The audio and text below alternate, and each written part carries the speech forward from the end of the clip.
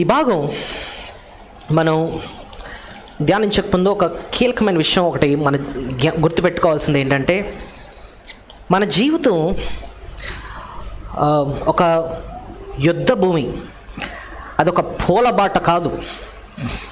Christian life is not a bed of roses. Christian life is a battle ground. క్రైస్తవ జీవితమే ఒక యుద్ధ భూమి లాంటిది. యుద్ధ భూమి ఎలా ఉంటుంది? యుద్ధ భూమి ఎప్పుడు శత్రువు దాడి చేస్తాడో మనకి తెలీదు. శత్రువు సడన్గా దాడి చేస్తూ ఉంటాడు. సో క్రైస్తవ జీవితం ఎలాంటిదంటే యుద్ధ భూమిలో ఉన్నట్టే. శత్రువు మనల్ని శోధిస్తూనే ఉంటాడు. శోధన అంటే పాపం చేయమని ప్రేరేపణ అన్నమాట. మనం మెలకుగా ఉండకపోతే పాపంలో పడిపోతాం. పాపం వల్ల మనకు నష్టం కలుగుతుంది.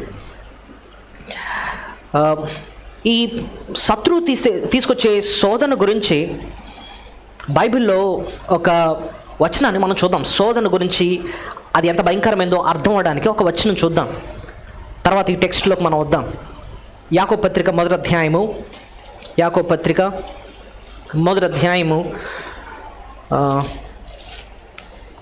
14వ వచనం, 14-15 వచనాలు. ప్రతివాడు తన స్వకీయమైన దురాశ చేత ఏడ్వబడి మరల కొల్వబడిన వాడే శోధింపబడును. దురాశ గర్భం ధరించి పాపను కనుక పాపం పరిపక్వమై మరణంను కనును. చాలు, ఇక్కడ మాట ఉంది చూసారా, 14వ వచనం. ప్రతివాడును తన స్వకీయమైన దురాశ చేత ఏడ్వబడి. ఏడబడ్డం అంటే ఏంటండి అర్థం? ఈడ్చుకొని వెళ్ళడం అంటే, చూడండి మీకు ఒక చిన్న ఉదాహరణ చెప్తాను శోధన గురించి అర్థం చేయించడానికి.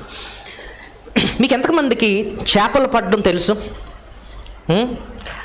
వలేస్ కాదు, గేలం. గేలంతో ఎలాగా చేపలు పడతారండి? గేలం ఎలా ఉంటుంది చూడడానికి? ఒక కర్ర ఉంటుంది, ఫిషింగ్ రాడ్ అంటాం. దానికి ఒక దారం ఒక ఉంటుంది. తర్వాత చివరన ఒక చిన్న కొంకె ఉంటుంది అన్నమాట. అది సూదిగా ఉంటుంది, ఒక ముళ్ళు. డైరెక్ట్గా నీటిలో వేసి బాబు మింగమ్మ అంటే చేప మింగుతుందా? మింగదు. కాబట్టి ఏం చేయాలి? దానికి ఏదన్నా ఎరేయాలన్నమాట. సో దానికి ఏం చేస్తాం? ఒక చిన్న ఎర్త్ వామ్ ఏదన్నా తీసుకొచ్చి దానికి గుచ్చుతాం కదండి. అది గుచ్చేటప్పటికి ఈ ఎర ముందు ఏమైపోద్ది? దిగేటప్పుడు చచ్చిపోద్ది కదా. ఇది చచ్చిపోయింది. కానీ చచ్చిపోయింది పడేస్తే తిందు, కానీ బతికి ఉన్నట్టు చూపించాలి. కాబట్టి దాన్ని ఏం చేయాలి? కొంచెం ఇల్లగా కదులుతూ ఉండాలి. అప్పుడు చేప ఏమనుకుంటుంది? అబ్బా నా కోసం ఇది ఉందే అని చెప్పి వస్తుంది, టపక్కని మింగుతుంది. మింగిన ఎంతసేపు అది ఎంజాయ్ చేస్తుంది చెప్పండి? మింగుతుంది అంతే, కసక్కమని దిగిపోతాయి. అప్పుడు మీరు ఈ కర్రతో దాన్ని ఏం చేస్తారు? ఈడుస్తారు, లాగుతారు అన్నమాట. లాగి ఒడ్డు మీదకి తీసుకొస్తారు. ఇంకా అది మీ చేతిలో దొరికిపోయింది. శోధన అంటే అదేనండి. సాతాను గాడు ఎర వేస్తాడు. వేసి మీరు ఒక్కసారి మింగిన వెంటనే, అంటే పాపం చేసిన వెంటనే దొరికేరాడికి ఈడ్చుకుంటూ వెళ్ళిపోతాడనమాట. అంటే దేవునికి ఉపయోగపడకుండా, దేవునికి దూరం అయిపోతూ, ఇంకా భక్తిలో కొనసాగకుండా ఈడ్చుకుంటూ ఆడివైపుకి లాక్కొని వెళ్తాడనమాట. అంత భయంకరమైంది శోధన. ఎవరికన్నా అలా దొరికిపోవడం ఇష్టమా అండి? సేటన్కి పెద్ద పెద్ద దైవజనులు కొన్ని పాపాల్లో పడిపోయి దేవునికి ఇంకా పని చేయకుండా ఈడ్చుకొని వెళ్ళిపోయాడు అనమాట సైతాన్. కొంతమంది ధనాపేక్ష ఉన్న దాంట్లో పడిపోయారు, కొంతమంది వ్యభిచారం ఉన్న దాంట్లో పడిపోయారు. ఈడ్చుకొని వెళ్ళిపోయాడు అనమాట దూరంగా. శోధన అంత డేంజరస్ అనమాట. ఈ భాగంలో మనం చూస్తే యేసు ప్రభుని శోధించాడు. యేసు ప్రభుని పడగొడితే, ఆయన్ని ఈడ్ చేస్తే ఇంకా లోకానికే రక్షణ లేదు, అందరినీ ఇంక డైరెక్ట్గా నరకానికి తీసుకెళ్ళొచ్చు అన్న బిగ్ ప్లాన్తో ప్రభువుని శోధించడానికి ఇక్కడ వచ్చాడనమాట. సో ఇది మనం ప్రభు ఏ రీతిగా సైతాన్ని ఈ శోధన నుంచి జయించాడో అర్థం చేసుకుంటూ మనం ఎంత జాగ్రత్తగా ఉండాలో అని చెప్పి ప్రభు దగ్గర నుంచి కొన్ని శ్రేష్టమైన పాఠాలు మనము నేర్చుకుందాం. అయితే మన గొప్ప ధైర్యం ఏంటంటే, ప్రభు శోధన జయించడం మాత్రమే కాదు, నిన్ను కూడా ఆ శోధనలోంచి జయించే ఆ శక్తిని ఆయన నీకు నాకు అనుగ్రహిస్తాడు. ఆయన ఆయన లోకమునే జయించాడు. నీలో ఉన్నవాడు లోకములో ఉన్నవానికంటే గొప్పవాడు. ఆయన నిన్ను బలపరుస్తాడు. శోధనలో పడకుండా తప్పించుకున్న మార్గాన్ని ఆయన ఇస్తాడు మనకి. 1 కొరింథీ 10:13 మనం చూస్తాం. సో ఆయన మనల్ని తప్పించుకునేటట్టు చేస్తాడు. ఆయన మనకు సహాయం చేస్తూ ఉంటాడు. సో ప్రభువుని చూస్తూ ఆయన దగ్గర నుంచి మనం నేర్చుకుందాం. సో ఇది ఈ శోధనను జయించడం గురించి ఈ టెక్స్ట్ను అర్థం చేసుకోవడానికి 3 కీలకమైన ప్రశ్నలు మనం వేసుకోవాలి. ఒకటి ఏంటంటే, అసలు పాప శోధన ఎందుకు వస్తుంది? చెప్పండి, పాప శోధన ఎందుకు వస్తుంది? రెండోది, పాప శోధన ఎప్పుడు వస్తుంది? ఓకే, ప్రభువుకి ఎలాంటి టైంలో వచ్చింది? పాప శోధన ఎప్పుడు వస్తుంది? మూడోది, పాప శోధన ఎలా ఉంటుంది? చెప్పండి, 3 ప్రశ్నలు ఏంటి? పాప శోధన ఎందుకు వస్తుంది? రెండోది, ఎప్పుడు వస్తుంది? ఎలా వస్తుంది? ఓకే, ఈ 3 ప్రశ్నలు చాలా కీలకమైన. ఇక్కడే ఈ 3 ప్రశ్నలకు జవాబు మనకు దొరుకుతుంది. ప్రభు సహాయం కోరుకుంటూ సైతాను దొరికిపోయి ఈడ్చుకొని వెళ్ళిపోకుండా అలాంటి భయంకరమైన స్థితి నుంచి మనల్ని మనం కాపాడుకోవటానికి ఈ వాక్యం నుంచి నేర్చుకునే శ్రేష్టమైన విషయాలు, ఈ 3 విషయాలు మనం నేర్చుకుందాం. పాప శోధన ఎలాంటి వాళ్ళకన్నా రావచ్చండి. బైబిల్లో యవనస్తుడైన యోసేపుకి వచ్చింది శోధన, అవునా కదా? పొతీఫరు భార్య ఏం చేసింది? పాపం చేయమని శోధించింది. అటు ముసలోడైన దావీదుకు కూడా వచ్చింది. సో యవనస్తులకి శోధన వస్తుంది, పెద్దోళ్ళకి కూడా శోధన వస్తుంది. ఎవరిని విడిచిపెట్టడు సైతాను. గర్జించు సింహం వలె ఎవరిని మృంగుదుమా అని వాడు తిరుగుతూ ఉంటాడన్నమాట. ఈ టైంలో కూడా చూస్తూ ఉంటాడు. బేతరదేశంలో ఎవడు దొరుకుతాడా నాకు అన్నట్టుగా కూడా ఇక్కడ చూస్తున్నాడు ఆడు కూడా. సో ఈ 3 ప్రశ్నలు మనం చూద్దాం. మొదటిది, పాప శోధన ఎందుకు వస్తుంది? రెండోది, ఎప్పుడు వస్తుంది? అది ఎలా ఉంటుంది? అది ఓకే. సో మొట్టది, అసలు ఎందుకు వస్తుంది? సైతాను ఎందుకు అసలు యేసు ప్రభుని ఎందుకు శోధించాడు? ఇక్కడ మనం చూద్దాం. లూకా సువార్త ఈ 4వ అధ్యాయంలో మనం చూస్తేనండి, యేసు ప్రభుని శోధించడానికి అని చెప్పి 2వ వచనంలో మనం చూస్తాం, అపవాది చేత శోధింపబడుచుండెను. సో ప్రభుని ఏం చేస్తున్నాడు? సైతాను శోధిస్తున్నాడు. వాడు మెయిన్ టార్గెట్ ఏంటి ఇక్కడ? ఎందుకు శోధిస్తున్నాడు? అదే కదా మన ప్రశ్న. 3వ అధ్యాయం 4వ అధ్యాయం మనం జాగ్రత్తగా గమనిస్తే ఇక్కడ త్రిత్వం మనకు కనపడుతుంది. మనం గత వారం కూడా మనం గమనించాం. మనం నమ్మే దేవుడు ఒకే దేవుడు, కానీ ఎంతమంది వ్యక్తులు? 3 వ్యక్తులు. తండ్రి అయిన దేవుడు, కుమారుడైన దేవుడు, పరిశుద్ధాత్మ దేవుడు. వీరి 3 మధ్యన అన్యోన్యమైన సంబంధం ఉంది. ఎలా చెప్పారండి అని అంటే, తండ్రి అయిన దేవుడు కుమారుడైన దేవుని గురించి ఎప్పుడు ఒక మంచి స్టేట్మెంట్ ఇచ్చాడు. ఏంటి ఆ స్టేట్మెంట్? ఈయన నా ప్రియ కుమారుడు, ఈయన యందు నేను ఏం చేస్తున్నాను?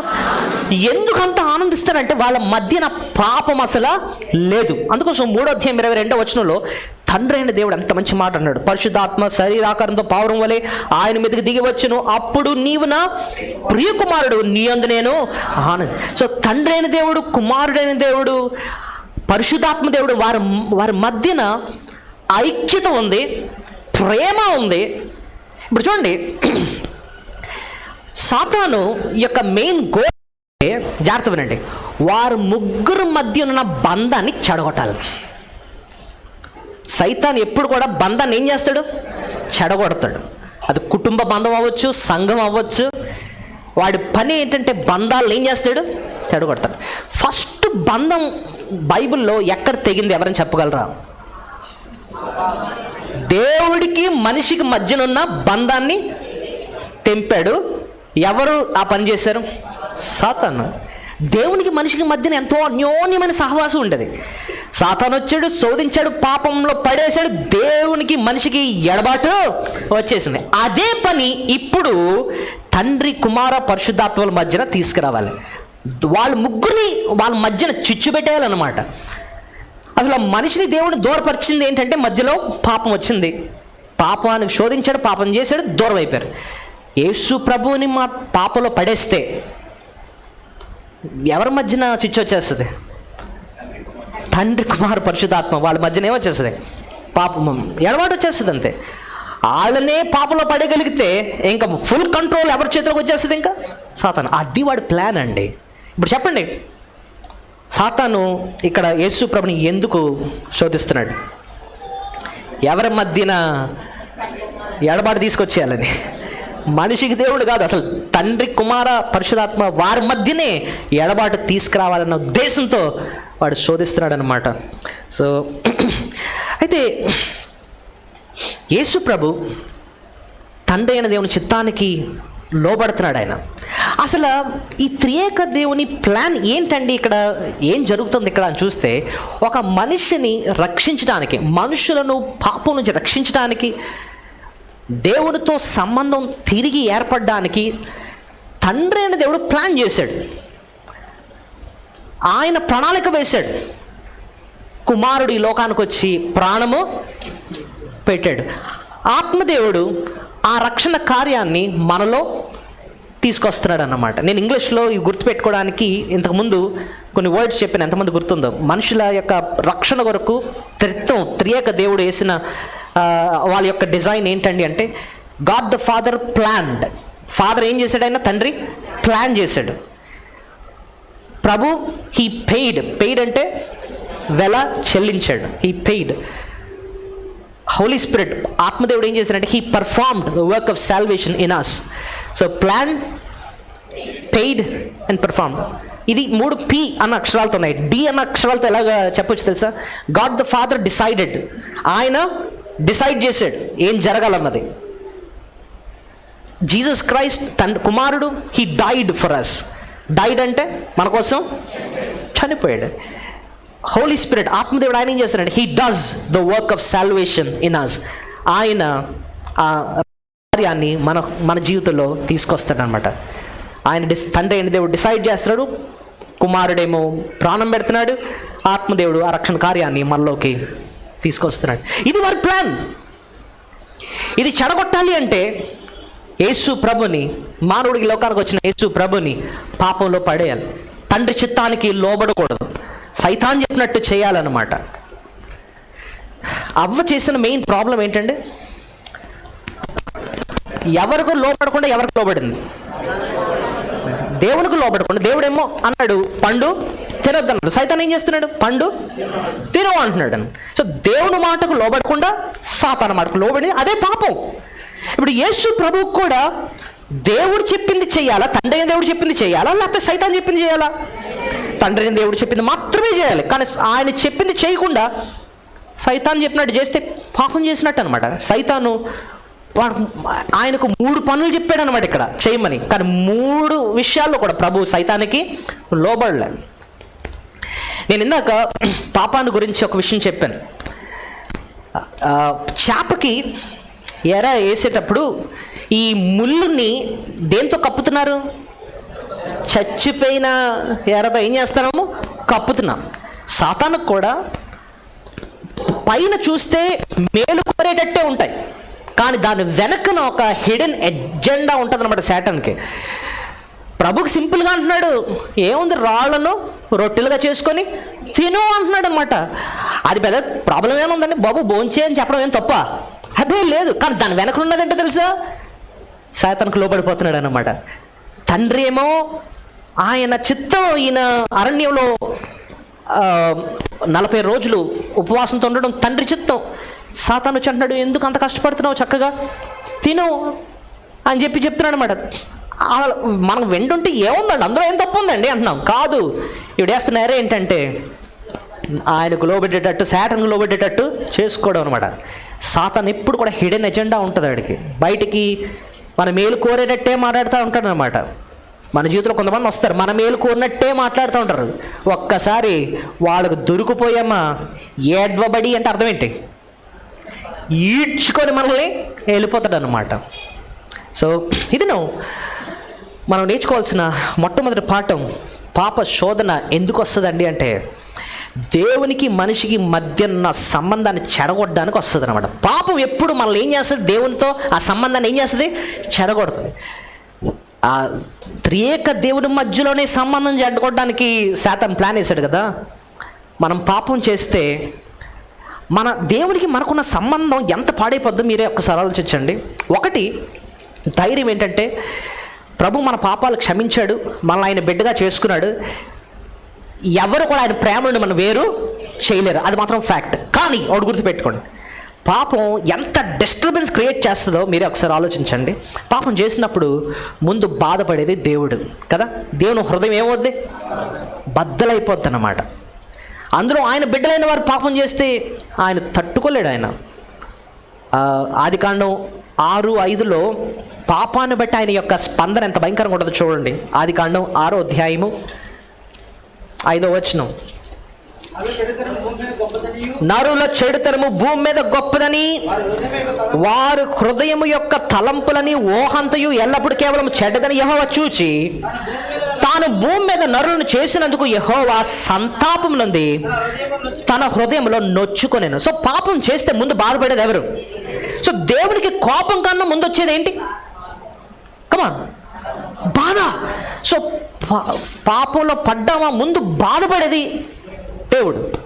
అంతే, దేవుడు బాధపడటమే కాదు, శత్రువు సంతోషిస్తూ ఉంటాడు, శాటన్ సంతోషిస్తూ ఉంటాడు. పాపం చేసి ఆహాహాహా అన్న ఎంజాయ్ చేస్తాడటాడు. సో దేవుడు బాధపడుతూ ఉంటాడు, శత్రువు సంతోషిస్తూ ఉంటాడు. ఇంకొకటి, నీకు కూడా మనశ్శాంతి ఉండదు. పాపం చేస్తే మనకు కూడా ఏముండదు? మనశ్శాంతి ఉండదు. అందుకోసం దావీదు భక్తుడు కీర్తన 51 రాస్తూ 12వ వచనం ఏమంటాడో చూడండి. కీర్తన 51:12. కీర్తన, నీ రక్షణ ఆనందము మరలా పుట్టించము. అంటే ఏం పోయింది? రక్షణ ఆనందం. రక్షణ పోవడం కాదు, ప్రభు మనకిచ్చిన రక్షణ ఆనందం పోయింది. ఎందువల్ల? పాపం చేశాడు, తను వ్యభిచారం చేశాడు, నరహత్య చేశాడు దావీదు.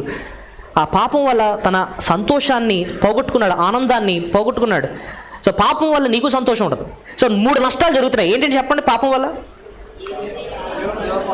దేవునికి సంతోషం లేదు, మనకి సంతోషం లేదు. కానీ ఎవడు సంతోషిస్తాడు? ఎవడు? సాతాను కూడా సంతోషిస్తాడు. దావీదు పాపం చేసినప్పుడు అండి, నాతాను వచ్చి ఆయనతో మాట్లాడుతున్నప్పుడు ఒక విషయం, చాలా కీలకమైన విషయం చెప్తాడు చూడండి. పాపం నువ్వు చేసావు కానీ 3 నష్టాలు జరిగాయి అంటున్నాడు. ఎక్కడ? 2 సమూయేలు 12వ అధ్యాయం. 2 సమూయేలు 12వ అధ్యాయము ఒకసారి తీయండి. 3 వచనాలు చూపిస్తాను. నాతాను వచ్చి మాట్లాడుతూ 9వ వచనం చూడండి. 2 సమూయేలు 12:9. నీవు యెహోవా మాటను తృణీకరించి ఆయన దృష్టికి చెడుతనము చేసి వాగండి. సో పాపం చేయడం ద్వారా యెహోవా మాటను ఏం చేయడం? మాటను తృణీకరించడం అంటే ఏంటంటే అర్థం? మాటలు లెక్క చేయకపోవడం అన్నమాట. ఇప్పుడు సొంత కొడుకే నాన్నగారు ఏదో చెప్పారు, అలా చెప్తా అనుకోండి, వెళ్ళాను అనుకోండి, తండ్రి ఎలాగ ఫీల్ అవుతాడు? అరే నా మాట అసలు లెక్కలేదండి, వీడికి తృణీకరిస్తున్నాడండి అంటాం. సో మనిషి మాట కాదు పాపం చేయడం. ఎవరి మాట తృణీకరించడం? దేవుని మాటని తృణీకరించడం. ఎలా అలాగే చెప్పావులే. 10వ వచనం చూడండి. ఇంకేంటంట? నీవు నన్ను లక్ష్యము చేయక. అసలు ఆయన మాటను తృణీకరించడం మాత్రమే కాదు, ఆయన్ని ఏం చేయకపోవడం? లక్ష్యం చేయకపోవడం, లెక్కలేనట్టు ఉండడం అన్నమాట. ఆయన అలాగా ఉంటాడులే, నా ఇష్టం వచ్చినట్టు నేను ఉంటాను.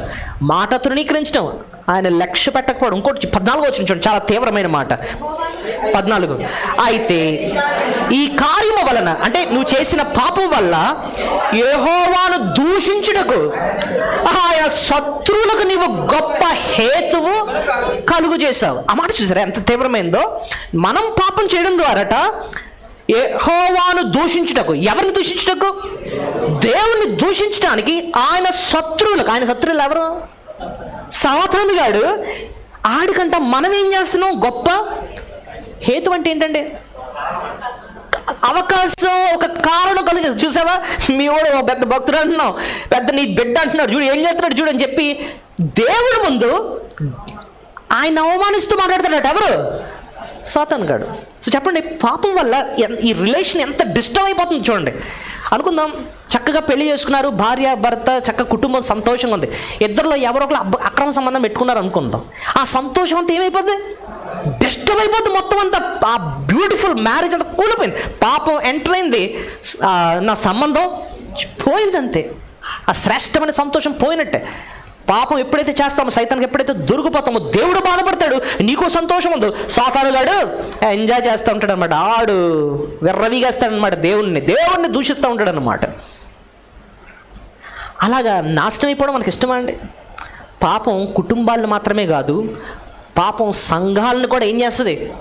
పాడు చేసేస్తూ ఉంటుంది.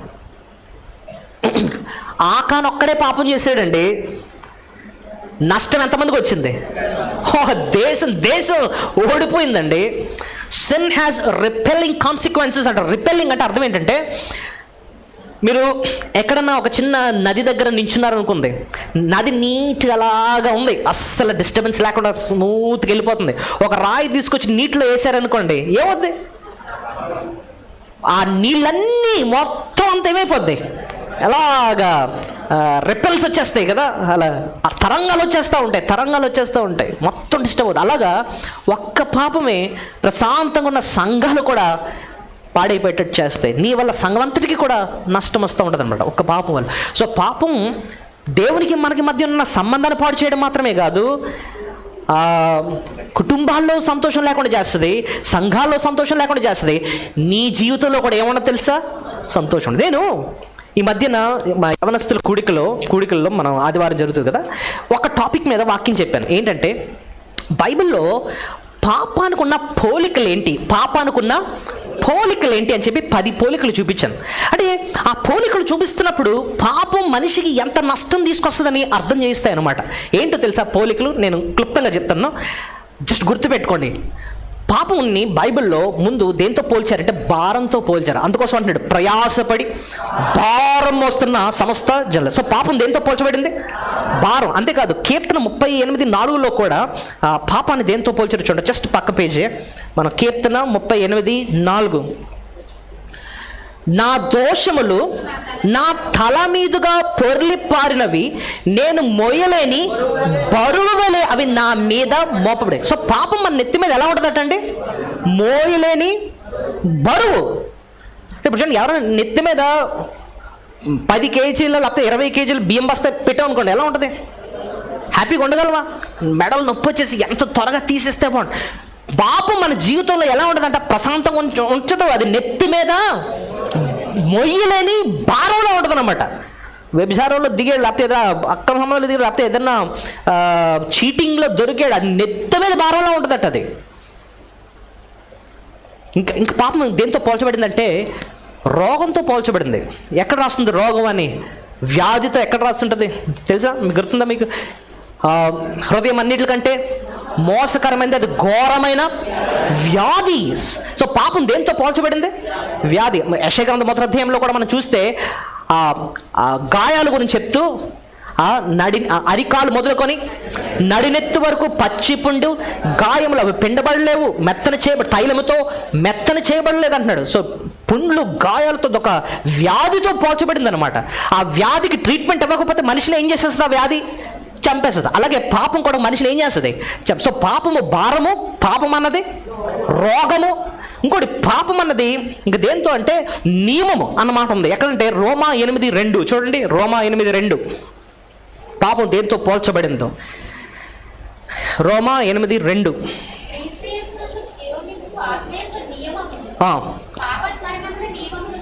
పాప మరణ నియమము నుండి నన్ను విడిపోయి. నియమం అంటే ఏంటో తెలుసా? నియమం ఇంగ్లీష్లో నియమం అన్న మాటని మనం చూస్తే లా అని ఉంటుంది, ఉందా?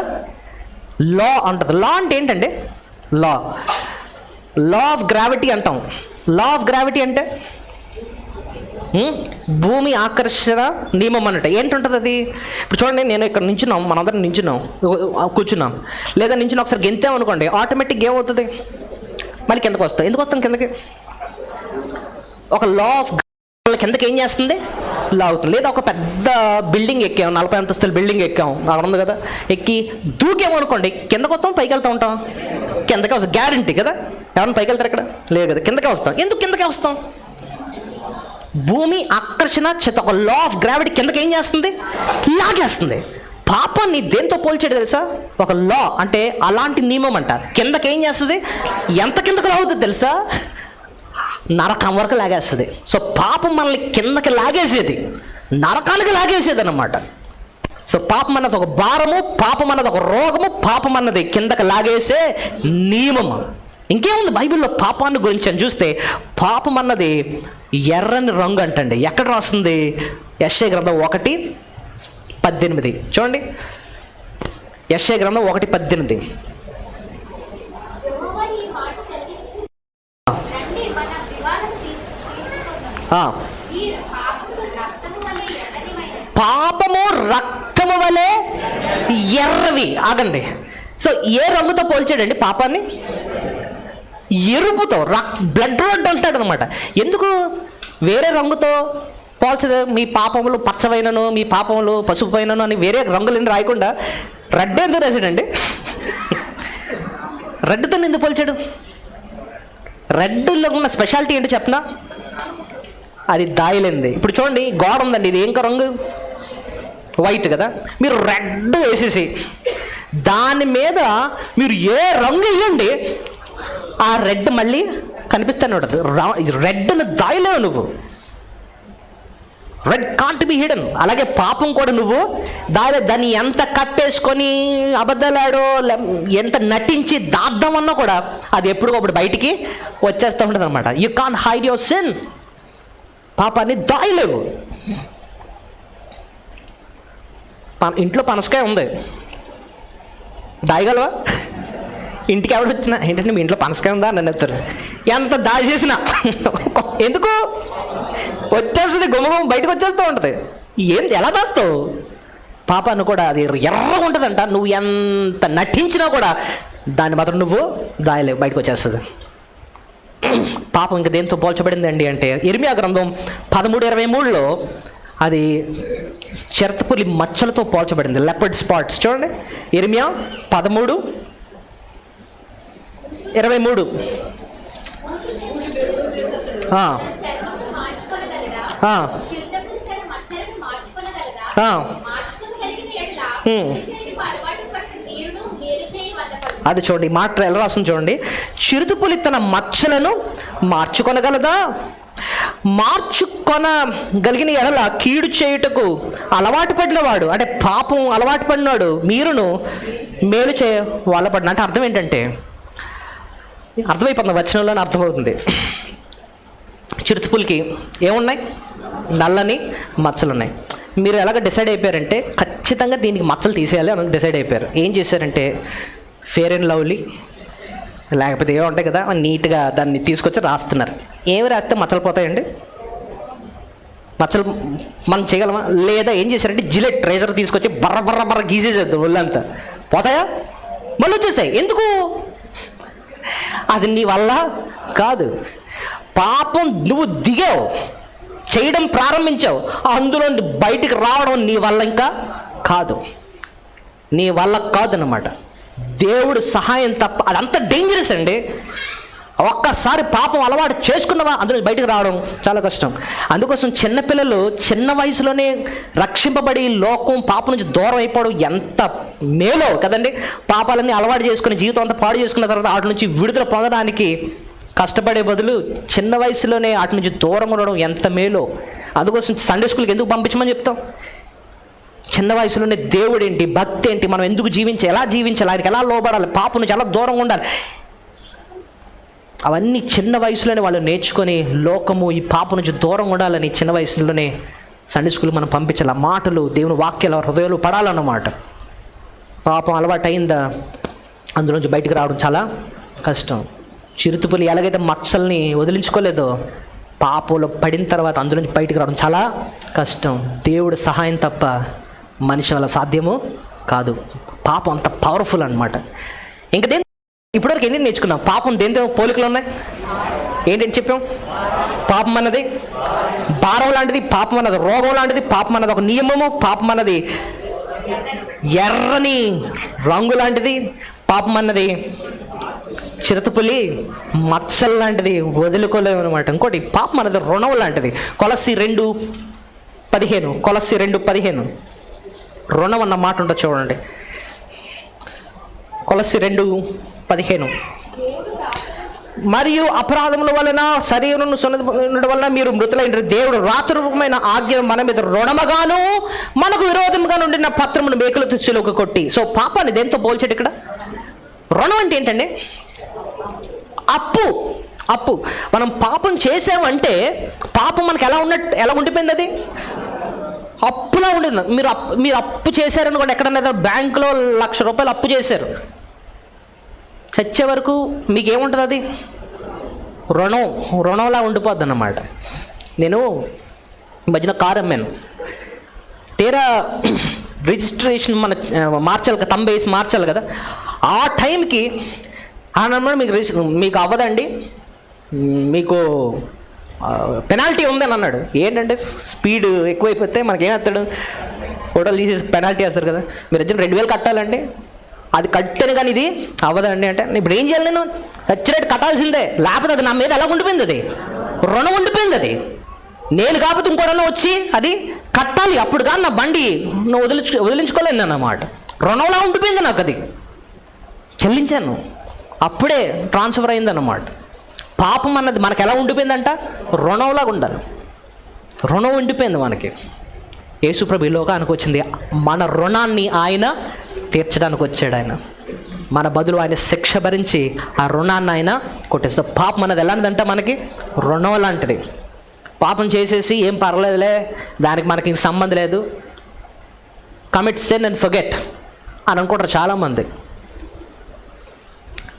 నువ్వు మర్చిపోయినా ఆ రుణం మాత్రం నెత్తి మీదే ఉంటుంది. అది ఎప్పటికైనా బయటికి ప్రభు తీస్తాడు. అది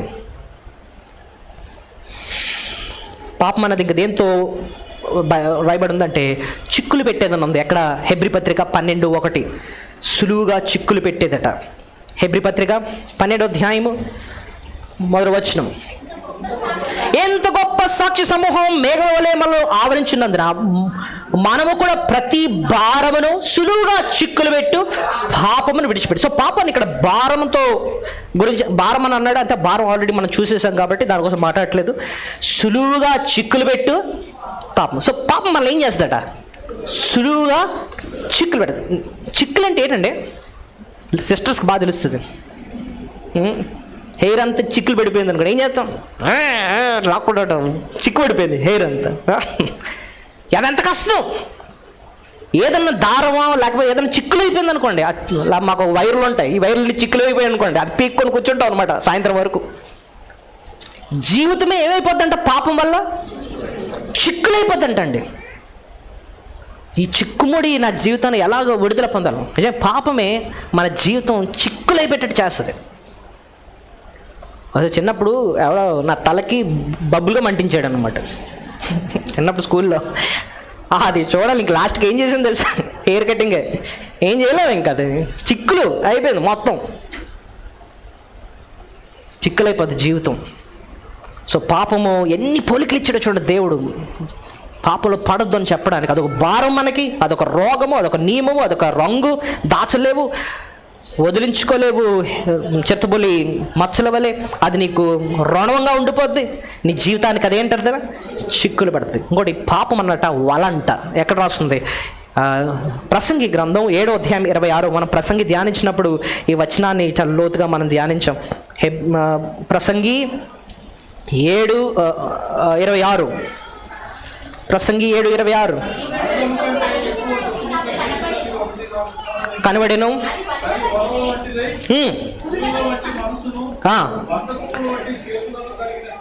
అయ్య బాబు, చూడకు వ్యభిచారం గురించి 3 పదాలు వాడారు ఇక్కడ. ఏంటో చూడండి. అది వలల వంటిదై, ఉరుల వంటిదై నా మనసును, బంధకముల వంటి చేతులను. ఇక్కడ 26 అంటున్నాడు, మరణము కంటే ఎక్కువ దుఃఖం కలిగించు. అసలు మనం అనుకుంటాం మరణమే అతి పెయిన్ఫుల్ అంటే, మరణం కంటే భయంకరమైందంట ఈ పాపము అంటున్నాడు. వలలో పడిపోయి వల అంటది, ఉరు అంట. ఇంకోటి ఏంటంటే బంధకములు అంట.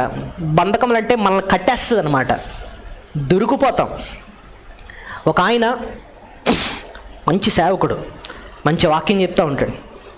ఆయన ఎందుకో ఏ దురాశ వచ్చిందో ఆయనకి మెల్లిగా చిట్ ఫండ్ స్టార్ట్ చేశాడండి. చిట్ ఫండ్ తెలుసు కదా మనకి, చిట్స్ ఉంటారు. స్టార్ట్ చేయాలి, చక్క వాక్యం చెప్పవచ్చు కదా అని చెప్పి చిట్ ఫండ్ మొదలెట్టాడు. స్టార్టింగ్లో అది బాగానే పనిచేసింది, అందరూ డబ్బులు కడుతున్నారు, డబ్బులు ఇస్తున్నాడు, అంతా బాగానే అవుతుంది. కొంతకాలం అయ్యేటప్పటికి వీళ్ళు తీసుకోవాల్సింది తీసేసుకొని డబ్బులు కట్టడం మానేశారనమాట. ఎవరు దొరికిపోయారు? ఈయన పాస్టర్ గారు దొరికిపోయారు. ఈయన ఎక్కడ మీటింగ్ పెడితే అందరూ చేస్తున్నారట, బాబు మా డబ్బులు అంటున్నారంట. ఇంకేం డబ్బులు? ఈ దెబ్బకి అప్స్కాండ్ అయిపోయి కొన్ని సంవత్సరాలు ఎక్కడున్నా కూడా తెలియకుండా వెళ్ళిపోయాడు అనమాట.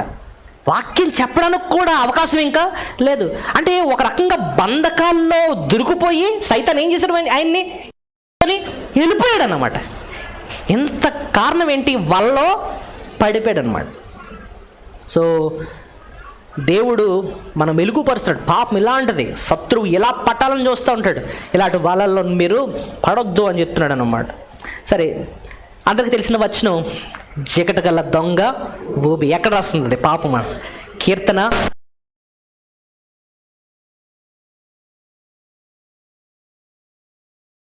4 నేను సహనముతో కనిపెట్టుకుంటుని ఆయన వాళ్ళకి ఇచ్చాను. నాశనకరమైన గుంటలో నుండి, జిగటగల దొంగ ఊబిలో నుండి ఆయన నన్ను పైకి లేవని. సో ఇప్పటివరకు మనకు అర్థమైంది పాప శోధన ఎందుకు వస్తుంది, ఏ రీతిగా అది దేవునికి మనిషికి మధ్యన ఎడబాటును తీసుకొస్తుంది. అసలు త్రిత్వంలోనే వారి మధ్యన చిచ్చు పెట్టడానికి సైతాను శోధించాడని. కుటుంబాల్లో ఏంటి ఎడబాటు తీసుకొస్తాడు, సంఘాల్లో ఎడబాటు తీసుకొస్తాడు, జీవితాన్ని నాశనం చేసేస్తాడు అన్నమాట. అలాంటిది పాప శోధన. అందుకోసం సైతాను శోధిస్తాడన్న విషయాన్ని మనం చూసాం. రెండో ప్రశ్న చాలా కీలకమైన ప్రశ్న, ఎప్పుడు వస్తుంది శోధన? యేసు ప్రభుకి ఎప్పుడు వచ్చింది? త్వరగా చూద్దాం. లూకా సువార్త 4వ అధ్యాయంకి వెళ్ళిపోదాం. సో రెండో ప్రశ్న, ఎప్పుడు వచ్చింది? 4వ అధ్యాయంలో ఏ టైంలో వచ్చిందంటేనండి, జాగ్రత్తగా వినండి. యేసు ప్రభు ఆయన బాప్తిస్మం తీసుకున్నాడు. బాప్తిస్మం తీసుకున్న వెంటనే తండ్రి అయిన దేవుడు ఆయన గురించి ఇచ్చిన స్టేట్మెంట్ ఏంటి? ఈయన నా ప్రియకుమారుడు, ఈయన యందు నేను ఆనంద. గొప్ప స్టేట్మెంట్.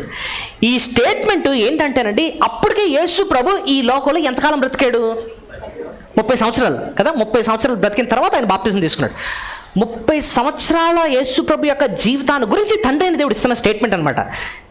కుమారుడా, ఈ భూలోకంలో ఇప్పటికే 30 సంవత్సరాలు నువ్వు జీవించావు, ఒక్క పాపం కూడా నువ్వు చేయలేదు, నీ అందు నేను ఆనందిస్తానని చెప్పి ఒక గొప్ప స్టేట్మెంట్ ఇచ్చాడు అన్నమాట. అంటే ఒక రకంగా చెప్పాలంటే ఆత్మీయంగా ఆయన శిఖరాల్లో ఉన్నాడు. ఆయన తండ్రికి ఆయన లోబడుతూ శిఖరాల్లో ఉన్నాడు. ఆత్మదేవుని యొక్క నడిపింపుకు లోబడి చక్కగా ఆయన అరణ్యంలోకి వెళ్ళి అక్కడ ఉపవాసం చేస్తున్నాడు. దేవునికి 100% లోబడుతూ భక్తిలో శిఖరాల్లో ఉంటే ఆ టైంలో ఎవరు వచ్చారు? సాతాను కూడా వచ్చిన. మన జీవితంలో కూడా ఎప్పుడు వస్తారు?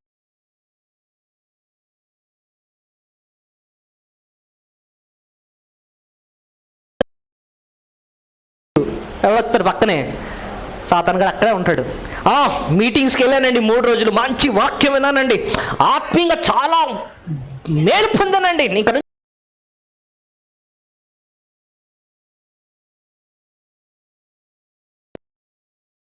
ఉంటాడు అక్కడే. ఏ టైంలో వస్తాడు తెలుసా? నువ్వు నిలబడ్డా, నేను బాగానే ఉన్నాను, భక్తిలో స్థిరంగానే ఉన్నాను, అప్పుడే వస్తాడండి సాతాను. అప్పుడే వస్తాడు సాతాను. యేసు ప్రభు జీవితంలో మాత్రమే కాదు, ఈవెన్ పేతురు జీవితంలో కూడా అదే చూస్తాం. పేతురు గురించి యేసు ప్రభు ఒక స్టేట్మెంట్ ఇస్తాడు. ఎక్కడ తెలుసా? మత్తయి సువార్త 16వ అధ్యాయంలో చూడండి. యేసు ప్రభు పేతురు గురించి అన్న స్టేట్మెంట్. మత్తయి సువార్త 16వ అధ్యాయము 15 నుంచి చదువుకుందాం. అందుకైన మీరైతే నన్ను ఎవడని చెప్పుకొనుచున్నారని వారిని అడిగాను. అందుకు సీమోను పేతురు, నీవు సజీవుడగు దేవుని కుమారుడైన క్రీస్తు అని చెప్పాను. అందుకు యేసు, సీమోను బరయోనా, నీవు ధన్యుడవు, పరలోకమందున నా తండ్రి ఈ సంగతి నీకు బయలుపరిచాను, కానీ నరులు నీకు బయలుపరచలేదు. మరియు నీవు పేతురువవు, ఈ బండ మీద నా సంఘమును కట్టుదును, పాతాళ లోకపు ద్వారములు దాని ఎదుట నిలవలేరవని నేను నీతో చెప్పుచున్నాను. పరలోక రాజ్యం యొక్క తాళపు చెవులు నీకిచ్చేదను. నీవు భూలోకమందు దేని బంధింపుతో అది పరలోకమందు బంధింపబడును, భూలోకమందు నీవు దేన్ని విప్పిదువో అది పరలోకమందు విప్పబడని అతనితో చెప్పాను. చూడండి, ఇంత గొప్ప స్టేట్మెంట్ పేతురు గురించి యేసు ప్రభు చెప్తాడు. ఇది మా నరులు కాదు నీకు బయలుపరిచింది, తండ్రి అయిన దేవుడు నీకు బయలుపరిచాడు, నువ్వు ధన్యుడు పేతురు అని చెప్పి నువ్వు నిజంగా ఆత్మీయంగా బలంగా ఉన్నావు అన్నట్టుగా చెప్తే, ఆ నెక్స్ట్ డే 21వ వచనంలో ఏం జరిగిందో చూడండి. అప్పటి నుంచి తాను యెరూషలేముకు వెళ్ళి పెద్దల చేతను, ప్రధాన యాజకుల చేతను, శాస్త్రుల చేతను అనేక హింసలు పొంది చంపబడి 3వ దినాలు లేచి ఆత్మని యేసు తన శిష్యులతో తెలియచేయ మొదలు పెట్టగా పేతురు, ఇప్పుడు చూడండి, ఆయన చేయి పట్టుకుని, ప్రభువా అది నీకు దూరమవుగాక, అది నీకెన్నడూ కలుగుదని ఆయనతో గద్దింపసగిన. అయితే ఆయన పేతురు వైపు తిరిగి, సాతానా నా వెనుకకు పొమ్ము, నీవు నాకు అభ్యంతర కారణమై ఉన్నావు, నీవు మనుషుల సంగతుల్ని తలంచున్నావు కానీ దేవుని సంగతులను తలంపుక ఉన్నావని పేతురుతో చెప్పాను. ఈ వచనాల ద్వారా మీకు ఏమర్థమైంది? యేసు ప్రభు అప్పుడే అప్రిషియేట్ చేశాడు ఎవరిని? పేతురు అసలు ఏం స్టేట్మెంట్ ఇచ్చావు నువ్వు? అసలు మనుషులు కాదు నీకు బయలుపరిచింది, పరలోకం తండ్రి నీకు బయలుపరిచాడు, పరలోకం తాళపు చెవులు నేను నీకు ఇస్తాను. అది అనేటప్పటికి పేదరికి ఏమైపోయింది? బెలూన్లో ఎదిగిపోయాడు. నేనండి వీళ్ళందరూ భక్తిహీనులు, నేను ఒక్కడే భక్తిపరుడిని, చాలా భక్తిలో. యేసుప్రభు అలాంటి స్టేట్మెంట్ ఇచ్చాడంటే నేను చాలా భక్తిపరుడిని. అంతే. పక్కనే ఎవరున్నారు? సాతాను గాడు. ప్రభు అన్నాడంట, ఇక మీద నేను యెరూషలేముకి వెళ్ళాలి, నాకు సిలువేస్తారు, మరణిస్తాను, 3వ దినం తిరిగి లేస్తానంటే వెంటనే అంటున్నాడట ఆయన చేయి పట్టుకొని, నీకు మరణం నీకు దూరం అవ్వాలి, నువ్వు చావకూడదు, అది అంటా ఉంటే ప్రభు వెంటనే పేతురు వైపు చూసి ఏమన్నాడు? సాతానా, ఏమన్నాడు ప్రభు? మాటలు చూడండి, నా వెనుకకు గెట్ బిహైండ్ మీ సేరన్. సాతాన్ అంటున్నాడు ఎవరిని పట్టుకొని? పేతురుని. అంటే ఎవరు ప్రేరేపిస్తున్నారు అక్కడ పేతురుని? సాతాన్ అనమాట. అంటే ఏమొచ్చేసింది పేతురికి? గర్వం వచ్చేసింది. మనం అనుకుంటాం ఆత్మీయంగా నేను బాగానే ఉన్నానండి, నీ పక్కన సాతానుగా ఉంటాడు, ఎలా ముందుకెళ్తావు నేను చూస్తాను అన్నట్టుగా. సో ఆత్మీయంగా మనం ఉన్నతంగా ఉన్నాం అనుకున్నావా, నీ పక్కన సాతాను ఉంటాడు, ఖచ్చితంగా పడగొట్టాలని చూస్తూ ఉంటాడు అన్నమాట. ఇంకోటి, యేసు ప్రభు ఇంకెలాంటి పరిస్థితుల్లో ఉన్నాడు ఇక్కడ? ఆకలితో ఉన్నాడు. ఒక రకంగా చెప్పాలంటే శ్రమల్లో ఉన్నాడు. ఆయన చాలా శ్రమలు ఉన్నాడు. ఆయన శ్రమల గురించి అర్థం చేయించడానికి మనం అనుకుంటాం ఆ 40 రోజులు అరణ్యం ఉన్నాడంటే వెళ్ళి హ్యాపీగా చెట్టు కింద హ్యాపీగా కూర్చున్నాడేమో అనుకుంటాం. కాదు, అది చాలా భయంకరమైన స్థలం. మార్కు 1:12-13 చూడండి, అది ఎంత భయంకరమైన స్థలమో. మార్కు 1:12-13. వెంటనే పరిశుద్ధాత్మ ఆయనను అరణ్యంలోనికి తీసుకుని పోయిను. ఆయన సాతాను చేత శోధింపబడుచు అరణ్యంలో 40 దినములు అడవి మృగములతో కూడా ఉండెను, మరియు దేవదూతలు ఆయనకు పరిచర్య చేశారు. సో అక్కడ ఏమున్నాయంటే అడవి మృగాలు. సో అరణ్య ప్రదేశం, ఒకటి ఆహారం లేదు, ఒంటరితనం, అరణ్యం, అడవి మృగాలు, తేళ్లున్నాయో, పావులున్నాయో, సింహాలున్నాయో, అవేంటి అవి దుమ్మలగుండ్ల హైనా అలాంటివి ఉన్నాయో, అలాంటి భయంకరమైన, ఒక రోజు కూడా ఒక రాత్రి కాదు, ఎన్ని రోజులు ఉన్నాడు ఆయన? 40 దినాలు ఒక మానవుడుగా శ్రమలో, కష్టం ఉన్నాడు. నిజంగా నువ్వు అలాంటి కష్టం, నీ జీవితమే అరణ్యంలో ఉన్నట్టుందనుకోండి, అలాంటప్పుడు కూడా ఎవరు వస్తాడట? సాతాను కూడా వస్తాడు. సో ఒక మాటలో చెప్పాలంటే సాతాను శ్రమలో ఉన్నప్పుడు వస్తాడు, లేకపోతే నువ్వు ఆత్మీయంగా చాలా ఉన్నతంగా ఉన్నప్పుడు కూడా వస్తాడు. ఇంకోటి తెలుసా, నీ జీవితంలో చాలా సక్సెస్ ఉందనుకోండి, సక్సెస్ అంటే అర్థం ఏంటి? ప్రతిదీ నువ్వు సాధిస్తున్నావు, ఆ టైంలో కూడా ఎవరు వస్తాడు తెలుసా? సాతాను వస్తాడు. దావీదు గురించి మనం చదివితే బెత్షెబాతో పాపం చేయక ముందు 8వ అధ్యాయం మీరు చూస్తేనండి, బోల్డ్ రాజ్యాలు జయించుకుంటూ వచ్చేసాడు. అప్పటికే అమోనీలు జయించాడు, వాళ్ళని జయించాడు, వీళ్ళు జయించాడు, అందరిని జయించాడు. వాళ్ళ మీద జయం, వీళ్ళ మీద జయం, వాళ్ళ మీద జయం, వీళ్ళు. సో తన జీవితంలో ఎంత జయం వచ్చేసిందంటే ఇప్పుడు యుద్ధం కూడా వెళ్ళకుండా కూర్చొని ఇంట్లో ఉన్నాడనమాట. అంటే తనకు తెలుసు, నేను వెళ్ళలేదు, మా సైన్యం వెళ్ళి ఏం చేస్తుంది, యుద్ధం చేస్తుంది, అంత ధీమా, యుద్ధం కూడా మంద విజయం నో డౌట్ అన్నట్టుగా రిలాక్స్ అయిపోయాడు అనమాట. అంత సక్సెస్ సాధించినప్పుడు కూడా సాతాను వచ్చి ఏం చేశాడు? శోధించాడు. సో శోధన ప్రతిసారి వస్తూ ఉంటుంది. మనం అనుకుంటాం ఆదివారమే రావచ్చు, మందిరంలో ఉన్నప్పుడే రావచ్చు. పాపం చేయడానికి రకరకాలుగా శోధన వస్తూ ఉంటుంది. సో ఇప్పటికి 2 ప్రశ్నలకు మనం చూసాం. శోధన ఎందుకు వస్తుంది, రెండోది ఎప్పుడు వస్తుంది. సో యేసు ప్రభు ఆయన ఆత్మీయంగా ఉన్నతంగా ఉన్నప్పుడు ఆయనకు వచ్చింది, కష్టాలు ఉన్నప్పుడు కూడా ఆయనకి వచ్చింది. మన జీవితంలో అలాంటి సమయాల్లో కూడా సైతాను శోధనని శోధిస్తున్నాడు. ఇప్పుడు 3వది చాలా త్వరగా మనం ముగించుకుందాం. 3వది ఏంటంటే, ఎలా ఉంటుంది అసలు ఈ శోధన అన్నది. సాతాను గాడు మన దగ్గరికి 3 బాణాలతో వస్తాడట. ఎన్ని బాణాలు? 3 బాణాలు. ప్రభుకు కూడా అదే 3 బాణాలు వేసాడు. ఏంటి వేసాడండి అని చూస్తే మొట్టమొదటి బాణం దేవుని మీద అసంతృప్తి తీసుకొస్తాడు. చెప్పండి ఆ మాట, అసంతృప్తి. మీకు ఆ అన్న అక్షరంతో 3 పదాలు చెప్తాను, జాగ్రత్త గుర్తుపెట్టుకోండి. మొదటిది అసంతృప్తి, చెప్పండి. రెండోది అసహనం. ఏంటి? అసహనం. మూడోది ఏంటంటే ఆత్మహత్య. ఏంటంటే ఈ 3 బాణాలు ప్రభుకి వేస్తాడంట. ముందు ఏం తీసుకొస్తాడు? అసంతృప్తి. ఏంటి? సాతాను దగ్గరకు వచ్చాడు, సాతాను ప్రభు దగ్గరకు వచ్చాడు. ఏంటి ఈ పరిస్థితి? ఏంటి? అరణ్యంలోనా? చూడు, 40 రోజులు నువ్వు ఏం తినకుండా ఎలా ఉన్నావు చూడు, నువ్వు చిక్కుపోయావు, తిండి లేదు నీకు. నువ్వెవరు? నువ్వు దేవుని కుమారుడివి, ఎంత మహిమలో ఉండేవాడు. నీ పరిస్థితి చూడు ఎంత భయంకరంగా ఉందో, ఎన్ని కష్టాల్లో ఉన్నావు చూడు నువ్వు. ఆ తండ్రిని నిన్ను అసలు ఇంకా పట్టించుకోడు, నిన్ను ఆయన అలాగ పట్టించుకోడు నిన్ను.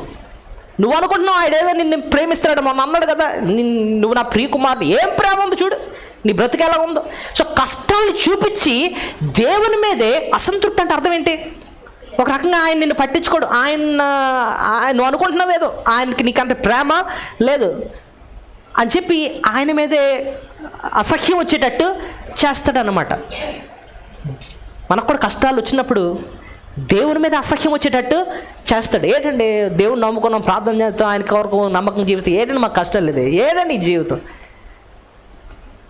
ఆ టైంలో అసంతృప్తి అన్నది సైతానే తీసుకొస్తాడు, ఫస్ట్ బాణం వేస్తాడు అనమాట. మరి ఆ టైంలో ప్రభు ఆయన ఆ బాణాన్ని ఎలాగా ఓడించాడండి అని అంటే, ఆయన వాక్యం అనే ఖడ్గాన్ని ఒకటి తీసాడనమాట. అని అంటాడు, మనిషి రొట్టె వల్ల కాదు బ్రతికేది, దేవుడి నోటి నుంచి వచ్చే ప్రతి మాట వల్ల జీవించ. ఆ మాటకు అర్థం ఏంటో తెలుసా? సాతానా, నువ్వు నన్ను రొట్టె చేసుకొని తినేమంటున్నావు, కానీ ఒకటి గుర్తుపెట్టుకో, మనిషి బ్రతికేది అసలు ఆ రొట్టె వల్ల కాదు, ఆయన ఒక ఆజ్ఞ ఇస్తాడే, ఆ ఆజ్ఞ వల్ల మనము జీవిస్తున్నాం. ఇప్పుడు చెప్పండి, మనం ఈ లోకంలో జీవించేది మనం తినేసే తిండి వల్ల, దేవుడిచ్చిన ఆయుష్ వల్ల? అది పాయింట్. ఆయన ఒప్పుకుంటున్నాడు కాబట్టి నువ్వు బ్రతుకుతున్నావు, ఆయన పెడుతున్నాడు కాబట్టి నువ్వు తింటున్నావు. కాబట్టి నీ తిండి కన్నా ముఖ్యం ఏంటంటే ఆయన మాటకు నువ్వేం చేయాలి? లోబడాలి. మనిషి రొట్టె వల్ల కాదు బ్రతికేది, ఆయన ఇచ్చే ఆజ్ఞ వల్ల నువ్వు జీవిస్తున్నావు. అదే ప్రభు మనకి, నీకు, నాకు నేర్పిస్తున్నాడు. ఎక్కడో తెలుసా? ఆయన రాజ్యాన్ని, ఆయన నీతిని మొదలు వెతుకు, అప్పుడు ఇవన్నీ కూడా ఆయన నీకు ఇస్తాడు. ఆయన ఏమి లోటు చేయడు, ఆయన నీకు ప్రతి అవసరాన్ని ఆయన తీరుస్తాడు. ఆయన బిడ్డలకు సింహపు పిల్లలన్నా లేముంటాయేమో, కానీ యెహోవాను ఆశ్రయించిన వారికి ఏ మేలు కొదవడదు. ఆయన ఎప్పుడు కూడా నీతిమంతులు విడుబట్టు కానీ వాడి సంతానము భిక్షమెత్తుట కానీ నేను ఎప్పుడు చూడలేదు. ఆయన మనకు తిండి పెడతాడు, కానీ నీ బాధ్యత ఏంటంటే ఆయనకు నువ్వేం చేయాలి? లోబడాలి. ఆయన మాటకు నువ్వు లోబడాలి. ఆయన మంచి తండ్రి, కానీ మన జీవితంలో ఆయన శ్రమలు ఒప్పుకుంటాడు. ఇప్పుడు అసలు అరణ్యంలోకి పంపించిందే ఎవరు చెప్పండి? తండ్రి అయిన దేవుడే. ఎందుకు తెలుసా ఆయన ఎందుకు ఆ శ్రమలు ఒప్పుకున్నాడు తెలుసా? 40 రోజుల ఆ బాధ ఎందుకు తెలుసా భరించాడు? 2 కారణాలు. ఒకటి, ఆ శోధనలో మొదట ఆదాము ఓడిపోయాడు. మొదట ఆదామేమో ఏదైనా తోటలో ఉన్నాడు, ఆహారం ఉంది, సమృద్ధి ఉంది. దేవుడు ఒకటే చెప్పాడు, ఈ పండు మాత్రమే తినొద్దని అన్నాడు, అదే వెళ్ళి తిన్నాడు. అంటే శత్రు సైతాను యొక్క శోధనకి ఈజీగా పడిపోయాడు. కానీ యేసు ప్రభు అరణ్యంలో ఏంటి లేదు, కష్టము, అలాంటి టైంలో, ఆ ఒంటరితనం ఉన్న టైంలో శోధన ఆయన ఏం చేశాడు? జయించాడు. అక్కడ దైవ కుమారుడిని, దేవుడిని రుజువైంది అక్కడ. అంతేకాదు, ఆ శ్రమలు నీ బదులు నా బదులు ఆయన పుట్టడం దగ్గర నుంచే ప్రారంభమయ్యే ఆ శ్రమలన్నీ నీ కోసం నా కోసం ఆయన శ్రమలు ఆయన ఏం చేస్తున్నాడు? భరిస్తున్నాడు. ఆయన పుట్టడం కూడా ఎలాగ ప్రారంభమైందండి? ఆయన వేసుకోవడానికి, ధరించుకోవడానికి పొత్తి గుడ్డలు ఉన్నాయండి అంతే. ఆయనకి సత్రంలో ఆయనకి స్థలం లేనందున పశువుల తొట్టులో ఆయన పరుండి పెట్టారు. ఆ శ్రమలన్నీ కూడా నీ కొరకు నా కొరకు ఆయన భరిస్తున్నాడు. అంత గొప్ప ఉద్దేశం ఆ శ్రమల వెనకాల ఉన్నది. అయితే ఆ అసంతృప్తి తీసుకొచ్చేటప్పుడు నువ్వు అనాల్సిందే, ఆయన ఎంత శ్రమ ఒప్పుకున్నా ఏదో పని, ఆయన మాట వల్ల నేను బ్రతుకుతున్నాను కాబట్టి ఆయన మాటకు నేను లోబడతాను అని చెప్పాను. ఎందుకంటే ఆయన రాజ్యాన్ని, ఆయన నీతిని మొదట వెతకాలి. శ్రమలు రానే, కష్టం రాని, ఎలాంటిది ఒప్పుకొని ఆయన రాజ్యాన్ని, ఆయన నీతిని వెతుకుతూ ఉంటే మిగిలిన మనకి ఏది తినాలో, ఏమి త్రాగాలో, ఏమి ధరించుకోవాలో అవన్నీ కూడా ప్రభు మనకి ఇస్తాడు. మొన్న మీటింగ్స్లో ఒక మంచి విషయం నేర్చుకున్నాం. మనం ఎప్పుడైతే ఆయనకి దాసులం అయిపోతామో ఆ యజమాని ఆ దాసులకు అవసరమైన ప్రతిదీ కూడా ఆయన ఇస్తాడు. మనం ప్రభుకి ఎప్పుడైతే దాసులం అయిపోతున్నామో మన అవసరాలన్నీ ఆయన దాసులు అయిపోవడం అంటే అర్థం ఏంటి? ఆయన మాటకు మనము లోబడ్డమే. సైతాను అసంతృప్తి తీసుకొస్తున్నప్పుడు అనాలి, అరే అలా తీసుకురావద్దు, నా యజమాని, నన్ను ప్రేమించే నా తండ్రి, నేను ఆయనకు లోబడ్డమే నా బాధ్యత. శ్రమ రాని కష్టం నేను లోబడతాను, ఆయన నా ప్రతి అవసరాన్ని ఆయన తీరుస్తాడు. కానీ ప్రభుకు ఆయన తిండి పెట్టలేదా? సాతాను వెళ్ళిపోయాడు, దేవదూతలు వచ్చి ఆయనకు పరిచర్య చేశాడు. ఆయన ఇస్తాడు, ఆయన పెడతాడు ఆయన. కానీ ఈ లోపలనే సైతాన్ గాడు వచ్చేసి అలా ఆ సంబంధాన్ని పాడు చేయడానికి అసంతృప్తి తీసుకొస్తాడు. సో ఫస్ట్ బాణం ఏం చేస్తాడు చెప్పండి? అసంతృప్తి తీసుకొస్తాడు. ఆయన ఏదో చేయడు నీకు కాదు, ఆయన చేస్తాడు. నీ కష్టంలో కూడా కావాల్సిన కృపనిస్తాడు, కావాల్సిన సమృద్ధినిస్తాడు. ఆయన అసంతృప్తిని బాణం వేస్తాడు. ఆ టైంలో ఇంకా ఎక్కువ విధేయత దేవునికి మనము చూపిస్తూ ఉండాలి. రెండు బాణం ఏం వేస్తాడు తెలుసా? అసహనం అంటే ఏంటంటే దేవుని కోసం వెయిట్ చేయక, ఆయన ఇచ్చే వరకు నువ్వు వెయిట్ చేయక. ఏంటి అసహనం అన్న బాణం ప్రభుకి ఎలాగేస్తాడు చెప్పగలరా మీరు? రాజ్యాలన్నీ చూపించాడట. ఫస్ట్ రాజ్యాలన్నీ చూపించాడు. నీకు కావాల్సింది రాజ్యమే కదా, నేను ఇచ్చేస్తాను నీకు. అన్నాడు లేదు చూడండి, 6వ వచనం, ఈ అధికారమంతయు ఈ రాజ్యముల మహిమయు నీకెత్తును, అది నాకు అప్పగింపబడి ఉన్నది, అది ఎవరికి నేను ఇయ్యగోరేదనో వారికి. ఎవరితో మాట్లాడుతున్నాడండి? సైతాను గడు ప్రభుతో మాట్లాడు. ఆయన ఆకాశమైన సింహాసనం, భూమి ఆయన పాదపీఠం. అలాంటి ఆయనతో అంటున్నాడు, ఇది నాకు అప్పగింపబడింది అంటున్నాడు. ఏంటి భూరాజ్యాలన్నీ సైతానికి ఎవరు అప్పచెప్పారు? ఫస్ట్ ఆఫ్ ఆల్ మీకు తెలుసా? ఫస్ట్ అసలు రాజుగా, భూమి మీద రాజుగా పెట్టింది దేవుడు ఎవరిని? ఆదామని. నువ్వు ఏలు అంటున్నాడు. అయితే సైతానికి ఎప్పుడైతే లోబడ్డాడో ఈ కిరీటాన్ని తీసుకెళ్ళి సాతాను నువ్వేను నాయన అని చెప్పి సైతానికి ఇచ్చాడు. ఇప్పుడు ఆడు రెచ్చిపోయి ప్రభు దగ్గరకు వచ్చి అంటున్నాడు, లుక్ అట్ హిస్ అడాసిటీ, నా కాళ్ళకు మొక్కు, నేనే నీకు ఇస్తాను. తండ్రి అన్నాడు, ఆడిచ్చేది కాదు, నేను నీకు ఇస్తాను, నేను ఇస్తాను. అయితే ఒకటి గుర్తుపెట్టుకో, నీకు ఆ కిరీటం రాకముందు నువ్వు సిలువను ఎత్తాలి. నువ్వు గుర్రం మీద వెళ్ళకముందు ముందు గాడిద మీద వెళ్ళాలి. నువ్వు రాజ్యం చేయకముందు నువ్వు ప్రాణము పెట్టాలి. అది తండ్రి ప్లాన్. వీడు షార్ట్ కట్ ఇస్తున్నాడు. ఏంటంటే సిలువద్దు, చావద్దు, ఏమొద్దు, మొక్కంతే నేను నీకు ఇచ్చేస్తాను. ఆయన ఇచ్చే వరకు వెయిటింగ్ ఎందుకు? మనకు కూడా సైతాన్ నెక్స్ట్ బాణం వేస్తాడు. ఏంటో తెలుసా? నువ్వు దేవుని కోసం కనిపెడుతున్నావు కదా, ఆయన ఇస్తాడు, ఆయన చేస్తాడు, ఆయన కోసం వెయిట్ చేయొద్దు. షార్ట్ కట్ ఒకటి చూపిస్తాను నీకు, అది చేసే. షార్ట్ కట్ అంటే ఏంటి? ఆటదారు. ఇప్పుడు న్యాయంగా పరీక్ష పాస్ అవ్వాలంటే పద్ధతి ఏంటండి? ముందు రోజు రాత్రి కాదు, 1 డే బ్యాటింగ్ అంటాం కదా, అది కాదు. సంవత్సరం అంతా కష్టపడి చదవాలి, తర్వాత వెళ్ళి కష్టపడి ఎగ్జాము రాయాలి, అప్పుడు పాస్ అవ్వాలి. అది న్యాయమైన పద్ధతి, ఒక సంవత్సరం పాటు జరగాల్సిన పద్ధతి. షార్ట్ కట్ ఏంటి? ఎంత కష్టపడ్డావు ఎందుకే? నీకు ఒకటి సింపుల్ చెప్తాను చూడు, 4 కాగితాలది రాసే, జోలు పెట్టు, సాక్స్ అక్కడ ఒకటి ఎక్కడ ఒకటి పెడే, వెళ్ళి రాసే. ఇదేంటిది? ఇది షార్ట్ కట్ అన్నమాట. ఓకే, సాతాను మన జీవితంలో షార్ట్ కట్లు ఇస్తాడు. అబ్రహాం కూడా షార్ట్ కట్ ఇచ్చాడు. ఏంటో తెలుసా? దేవుడు నీకు కొడుకుని ఇస్తాడా? అరే నీ వయసు ఎంత? 25 సంవత్సరాలు, 75 సంవత్సరాలు, 100 సంవత్సరాలకు ఇచ్చాడు. అంటే ఎంతకాలం వెయిట్ చేయాల్సి వచ్చింది? సగం దూరం వచ్చినప్పటికీ ఫస్ట్ శారాలో దూరాడు. నువ్వు పంచే, దేవుడు ఇస్తానన్నాడు కానీ నా ద్వారా కాదు, హాగర్ ద్వారా వెళ్ళు, హాగర్ ద్వారా సంతానం తెచ్చుకో. ఎవరు పుట్టేశారు? ఇస్మాయిల్ పుట్టాడు. దేవుడు అంటున్నాడు, అది కాదు నా పద్ధతి, నువ్వు వెయిట్ చేయాల్సింది నేను ఇచ్చే వరకు. ఆయన ఎవరిని ఇచ్చాడు? ఇస్సాకునిచ్చాడు. మీరు చెప్తే నమ్మరు.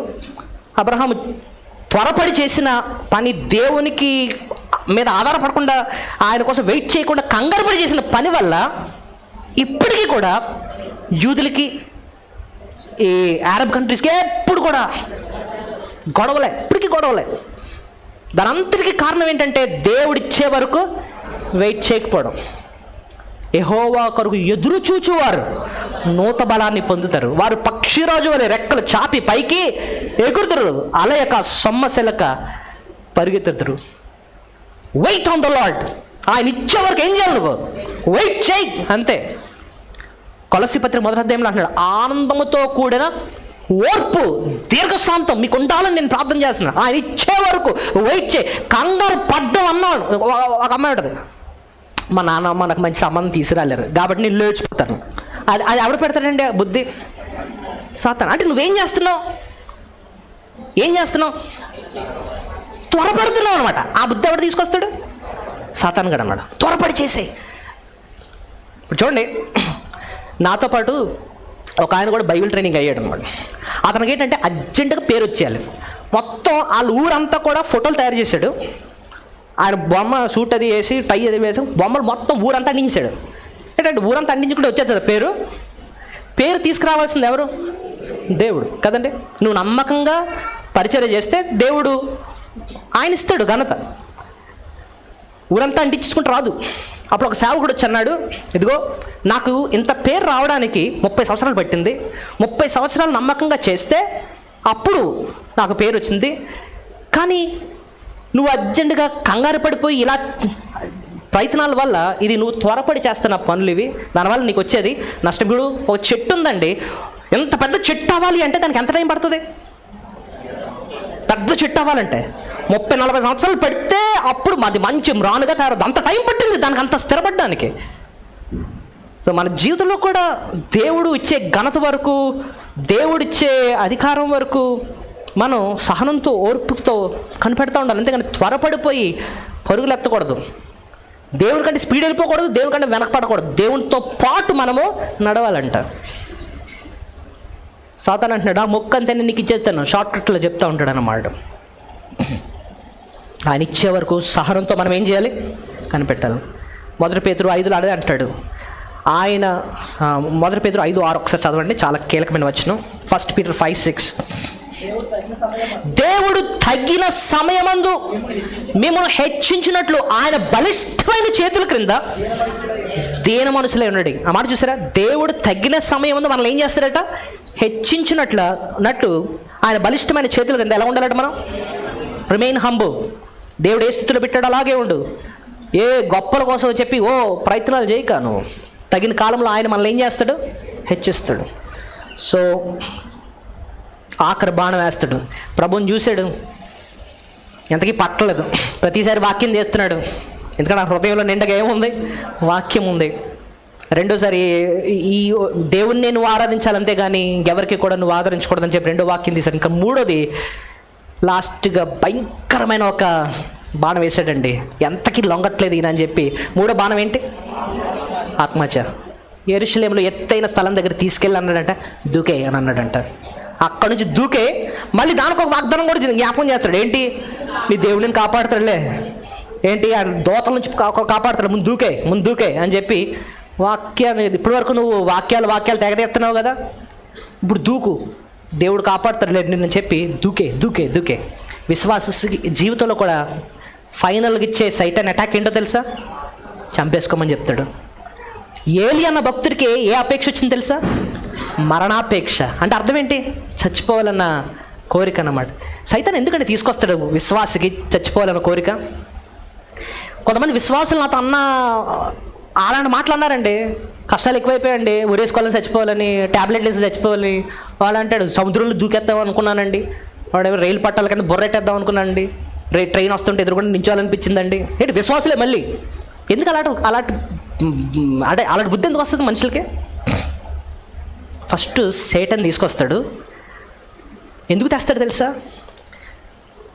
నువ్వు ఉంటే ఈ భూలోకంలో దేవుని పని జరిగిపోతూ ఉంటుంది. అసలు నిన్నే లేపేస్తే ఏ గొడవ ఉండదు. అందుకోసమని చచ్చిపో, నువ్వు ఫస్ట్ చచ్చిపో. నీకు అదొక్కటే మార్గం. యేసుప్రభుని నిజంగా యేసుప్రభు దూకితే చచ్చిపోతాడు తెలుసా మీకు? ఎందుకు? ఆయన మానవుడుగానే ఆయన లోకంలో ఉన్నాడు, నీలాగా నాలాగా మనుషులా. అందుకోసం సిలువ మీద ఆయన వేలాడినప్పుడు కొరడాలతో కొడతా ఉంటే ఆయనకి ఏం కలిగింది? గాయాలు తగిలింది, బ్లడ్ వచ్చింది. నిజంగా అంత ఎత్తు నుంచి దూకేస్తే ఏమైపోను? ఖచ్చితంగా చచ్చిపోను. ఆత్మహత్య నువ్వు చచ్చిపో అని చెప్తాను మేడం. కానీ నిజంగా మీకు ఎవరికన్నా చచ్చిపోమని ప్రేరేపణ వస్తే మాత్రం ఖచ్చితంగా ఎక్కడి నుంచి వస్తుంది అది? దేవుడు ఎప్పుడైనా చచ్చిపోమని ప్రేరేపణ వస్తుందా? ఎప్పుడు? సైతాన్ నుంచి వచ్చింది. అది సైతాన్ నుంచి వచ్చింది. అవకాశం ఇవ్వద్దాం. నేను ఈ భూలోకంలో ఉంటాను, దేవుడు ఎప్పుడు పిలిస్తే అప్పుడే నేను వెళ్తాను. ఉన్నంతకాలం నా మట్టుకైతే బ్రతుకుట క్రీస్తే అన్న స్టేట్మెంట్లో మనం ఉండాలన్నమాట. ప్రభు కోసం బ్రతుకుతాను, ఆయన మహిమ కొరకు బ్రతుకుతాను, ఆయన ఎప్పుడు పిలిస్తే అప్పుడే వెళ్తాను. సో సాతాను తీసుకొచ్చే 3 బాణాలు ఏంటని చెప్పండి. ముందు ఏం తీసుకొస్తాడు? అసంతృప్తి. దేవునికి ఏం చేయడు, అలాంటప్పుడు ఇంకా లోపడాలట ఆయనకి. 2 అసహనం ఎప్పుడైతే తీసుకొచ్చాడు, ఆయన కోసం ఎదురు చూస్తాను, నేను ఆయన అందే నిరీక్షణ పెడతాను, అని ఇచ్చే వరకు వెయిట్ చేస్తాను అన్నట్టు అనాలి, సైతం పారిపోతాడు.